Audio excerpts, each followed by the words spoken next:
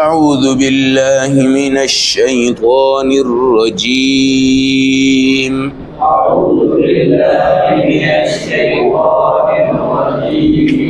بسم الله الرحمن الرحيم.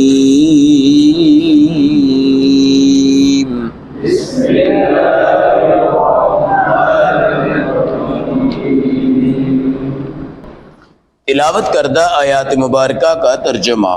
والذین یرمون ازواجہم، وہ لوگ جو اپنی بیوی پہ تہمت زنا لگائے. ولم یکن لہم شہداء، اس تہمت کے ساتھ ان کے پاس کوئی گواہ نہ ہو. الا انفسہم، مگر وہ خود ہی صرف ہوں. فشہادت احدہم اربع شہادات باللہ، تو پھر وہ 4 بار قسمیں اٹھائے گا. اللہ کی قسم، اللہ کی قسم. انہ لمن الصادقین، کہ وہ سچا ہے. والخامسہ، اور ایک 5ویں قسم بھی اٹھائے گا کہ ان لعنت اللہ علیہ، کہ مجھ پر لعنت ہو ان کان من الکاذبین، اگر میں جھوٹ بول رہا ہوں. وَيَدْرَوْ عَنْهَا الْعَذَابِ، اور عورت اپنے عذاب سے بچ سکتی ہے. ان تشہد 4 شہادات باللہ، اگر وہ 4 گواہ لے آئے اور قسم اٹھائے کہ انہ لمن الکاذبین، کہ میرا میاں جھوٹا ہے. والخامسہ، اور 5ویں قسم اٹھائے، وہ کہے کہ ان غضب اللہ علیہا، مجھ پر اللہ کا غضب اور غصہ ہو. ان کان من الصادقین، اگر یہ میرا مرد سچا ہے. آیت نمبر 6، 7، 8، 9، پارہ نمبر 18 سورۃ النور. 4 قرآنی آیات جس مسئلے کو بیان کر رہی ہیں. اس کو عربی لغت میں لعان کہتے ہیں.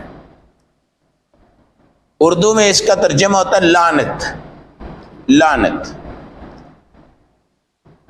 گزشتہ آیات میں جو آپ نے پڑھا وہ تو کسی بھی پاک دامن عورت پہ کوئی زنا کی تہمت لگائے، اللہ نے اس سے 4 گواہوں کا کیا کیا ہے؟ مطالبہ. اس جگہ یہ بندہ اپنی بیوی پہ زنا کی تہمت لگا رہا ہے. یا تو وہ کہتا ہے کہ تم نے زنا کیا ہے، اور دوسرا وہ یہ دعویٰ کرتا ہے کہ یہ بچہ تمہارے پیٹ میں یہ میرا نہیں ہے.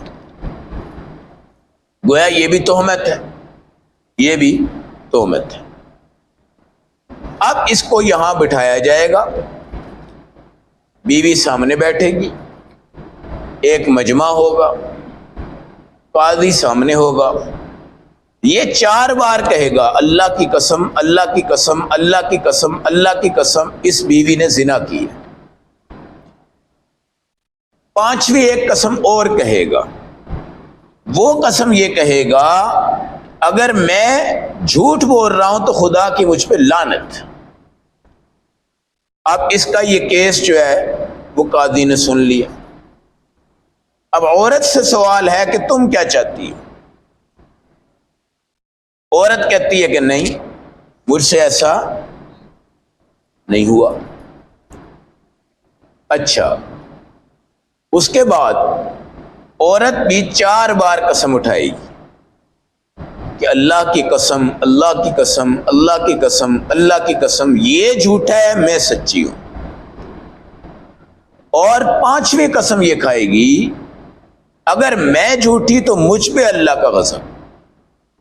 اس کو کیا کہتے ہیں؟ لعان. اب اگر مرد یہ قسمیں نہیں اٹھاتا، عورتیں اٹھا لیتی، عورت بری ذمہ ہو جائے گی اور اس کے اوپر آ کے حد قذف لگ جائے گی. یہ اٹھاتا ہے، عورت نہیں اٹھاتی تو عورت بیچ میں آ جائے گی اور اس کو سزا مل جائے گی. وہ بھی 4 قسمیں اٹھا کے 5ویں کھا لیتی ہے، یہ بھی 4 قسمیں اٹھا کے 5ویں کھا لیتا ہے. اب قذف کسی کو نہیں لگے گی. قذف کسی کو، جھوٹی اگر کھائی ہیں تو اللہ کو پتہ ہے، لیکن قاضی یہ وقت کسی کو قذف کی سزا. البتہ لعان کے بعد یہ ایک دوسرے سے جدا ہو جائیں گے. کیا ہو جائیں گے؟ جدا ہو جائیں گے. اور جدائی کے بعد یہ دوسرے پہ حرام بھی ہو جائیں گے. عورت کیا ہو جائے گی اس کے اوپر حرام۔ صحابی ہیں اویمر جیلانی، ان کے متعلق یہ واقعہ آیا تو رسول اللہ صلی اللہ علیہ وسلم پہ یہ آیات نازل ہوئی۔ لہٰذا آج کے بعد اگر کوئی اپنی بیوی بھی زنا کی تہمت لگاتا ہے اور بیوی یہ کہتی ہے کہ نہیں میں کیا ہوں، پاک دامن، اس کو بھی صفائی میں 4 قسمیں، اس کو بھی صفائی میں 4 قسمیں، 5ویں کے بعد یہ اپنے لیے لعنت کے الفاظ استعمال کرے گا اور وہ اپنے لیے غضب کے الفاظ استعمال کرے گی، ٹھیک ہے۔ اب یہ بھی اگر کھا گیا ہے وہ بھی کھا گیا ہے، اس کی بھی پوری ہیں اس کی بھی پوری ہیں، یہ بھی 5ویں کھا گیا وہ بھی 5ویں کھا گیا۔ اب قاضی کوئی نبی تو ہے نہیں کہ رسول تو ہے نہیں کہ اوپر سے وہی آ جائے اور اس کو یہ بتایا جائے بھئی یہ پھر بھی یہ سچی ہے اور یہ جھوٹا ہے، یہ سچا ہے۔ ایک ہوتی دیانت، ایک ہوتی قضا۔ قضا کا مطلب یہ ہوتا ہے کہ دنیا کی عدالت میں اب دونوں کی بات سامنے آ گئی ہے، لہذا اب حد قذف میں کوئی نہیں شامل ہوگا۔ لیکن دیانت کا معاملہ اللہ کے ہاں ہے،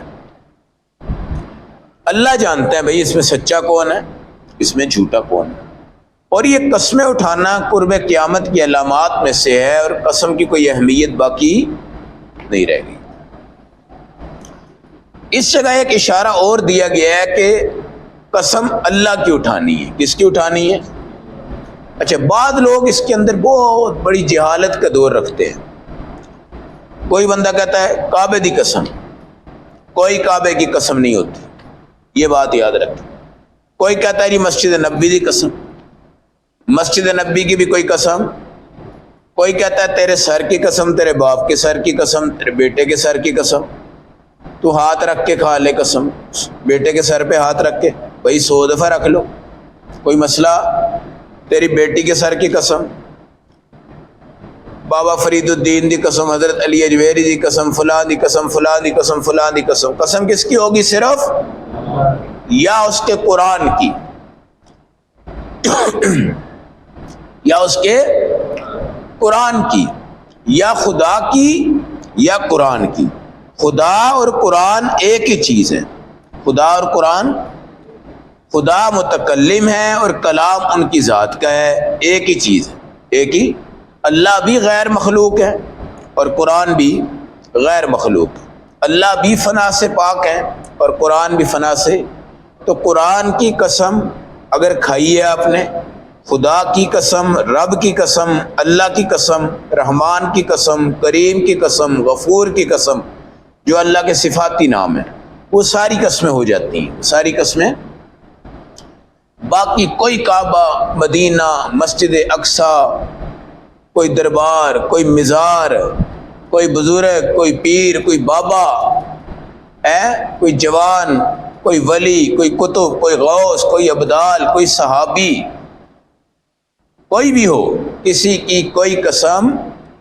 تو یہاں پر بھی جو قسمیں والخامسۃ ان لعنت اللہ، وہ کہتی ہے کہ میں جھوٹی نہیں ہوں، میں سچی ہوں، یہ جھوٹا ہے، اگر میں جھوٹی ہوئی تو مجھ پہ اللہ کا غضب۔ یہ کہتا ہے جی میں جھوٹا ہوا تو مجھ پہ اللہ کی لعنت، اور یہ اکثر سچویشن ایسی ہو جاتی ہے۔ یہ قرآن اٹھاؤ جی، لے آؤ جی، انہوں مسیطے آ جاؤ بھائی صاحب، انہوں مسیطے لے آؤ، مسیطے آگے قرآن چکنا۔ ایک تو قرآن اٹھانے کا گناہ اور دوسرا خدا کے گھر میں آ کے اٹھا رہا ہے۔ قرآن اٹھانا اگر جھوٹا اٹھایا ہے تو کوئی پتہ نہیں ہے کہ ابھی ہی وہ زمین میں دھنس سکتا ہے، یہ بات یاد رکھیں۔ اس میں بہت جلدی لوگ کرتے ہیں۔ اچھا ہوتا کیا ہے پھر؟ جس نے حرام کھانا ہے، زنا کرنا ہے، سود کھانا ہے، اس کے لیے قرآن اٹھانا بھی کوئی بڑی بات۔ اب جناب یہ بندہ تو ہے بیچارہ سچا، اس کو کہتا ہے چل لے لے 5 لاکھ روپیہ رکھ قرآن تے میں رکھنا چگلا ہے، رکھ لیا اور چک کے کھا گیا۔ اب یہ جناب اللہ سے شکوے کرے گا، یا اللہ یہ کیا ہو گیا؟ اللہ کہیں گے بھائی اس کو کھانے دو، میں اس کو ڈھیل دے رہا ہوں۔ کیا دے رہا ہوں؟ ڈھیل دے رہا ہوں۔ اور یہ جو ہمارے بادشاہوں نے پیسے کھائے ہوئے ہیں اور باہر جا کے پتہ نہیں بینکوں میں تو یہ رکھتے نہیں ہیں، پتہ نہیں کوئی گڑے اور کھڈے بنا کے اس میں بورے ڈالے ہوئے ہیں، ہے جی۔ ان کے ہاں قرآن اٹھانا کون سی بات ہے، اور قسم اٹھانا کون سی بات ہے، اور پتہ نہیں کون کون سے غریب عوام کا پیسہ انہوں نے کھایا ہوا۔ اس لیے قسم بڑی سوچ سمجھ کے کھانی چاہیے، اور بہت کوئی ضروری بات ہو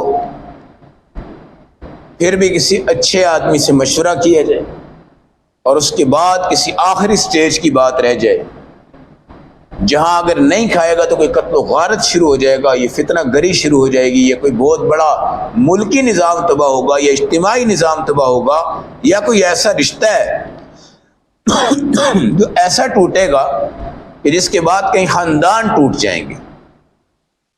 اس جگہ پہ اگر وہ کوئی ایسی قسم اٹھاتا ہے تو اس کی باتیں الگ ہیں، لیکن ہر بات پہ قسم، ہر بات پہ قسم، ہر بات پہ قسم، اس کی کوئی نہیں ہے۔ تو لعان یہ شرعی مسئلہ ہے، اور اس کا تعلق قاضی وقت کے ساتھ ہے، میاں اور بیوی کا سامنے آنا ہے۔ اور لعان تب ہی ہوتا ہے جب وہ کہے جی گواہ تو میرے پاس بھی کوئی نہیں ہے، گواہ میرے پاس بھی کوئی نہیں ہے، لیکن مجھے یقین ہے کہ اس نے زنا کیا ہے، اور مجھے یقین ہے کہ یہ بچہ میرا ہے ہی نہیں ہے۔ اکثر میاں بیوی کے جب جھگڑے ہوتے ہیں نا جی، تو یہ بول شروع کر دیتے ہیں جو بے حیا لوگ ہوتے ہیں، یہ بچہ ہی میرا نہیں ہے، یہ بچے ہی تیرے نہیں ہے، یہ پتہ نہیں کس کے ہیں، کہاں سے آئے ہیں، اللہ ہم سب کو معاف فرمائے۔ اس طرح کی بات بس۔ تو مسئلہ لعان کا یہ طریقہ بھی آج قرآن نے آپ کے سامنے رکھا ہے، اور نبی پاک علیہ السلام کے دور میں ہی ایک صحابی کے واقعہ میں یہ مسئلہ جب شروع ہوا تو پہلی دفعہ یہ آیات قرآنی مسئلہ لعان کے متعلق کیا ہوئی، نازل ہوئی۔